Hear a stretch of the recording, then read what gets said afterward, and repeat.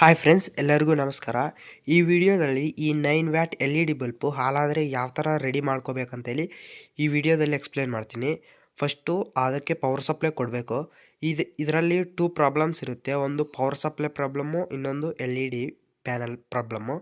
ನಾನಾದರೆ first power supply check ಮಾಡ್ತಾ ಇದ್ದೀನಿ. ನೋಡಿ, ಆ two terminals positive negative short ಮಾಡಿದ್ರೆ ಶಾರ್ಟ್ ಆಗ್ತಾಯಿದೆ.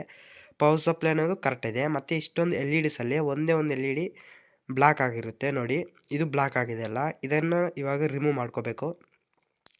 ಸಿಂಪಲಾಗಿ ಸಾಲ್ಡರ್ ಗನ್ನಿಂದ ಹೀಟ್ ಮಾಡಿಕೊಂಡ್ರೆ ಅದು ಲೆಡ್ ಅನ್ನೋದು ಕರಗೋಗಿ ಎಲ್ ಇ ಡಿ ಅನ್ನೋದು ಸೈಡ್ಗೆ ಅನ್ನೋದು ಬಂದುಬಿಡುತ್ತೆ.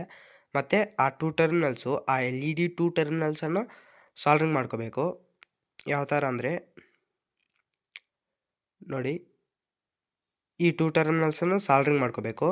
ಅದು ಪಾಸಿಟಿವ್ ನೆಗೆಟಿವ್ ಅಂತ ಇರುತ್ತೆ ಎಲ್ ಇ ಡಿದು.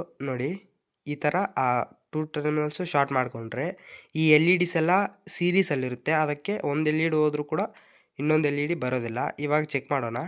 ಎಲ್ ಇ ಡಿಸ್ ಆದರೆ ಗ್ಲೋ ಆಯಿತು, ಒಂದು ಎಲ್ ಇ ಡಿ ಕೂಡ ಹಾಳಾಗ್ದಿರ ಗ್ಲೋ ಆಯಿತು. ಆ್ಯಂಡ್ ನೀವು ಕೂಡ ವಿಡಿಯೋಗೆ ಲೈಕ್ ಮಾಡಿಕೊಂಡು ಸಬ್ಸ್ಕ್ರೈಬ್ ಮಾಡ್ಕೊಳ್ಳಿ.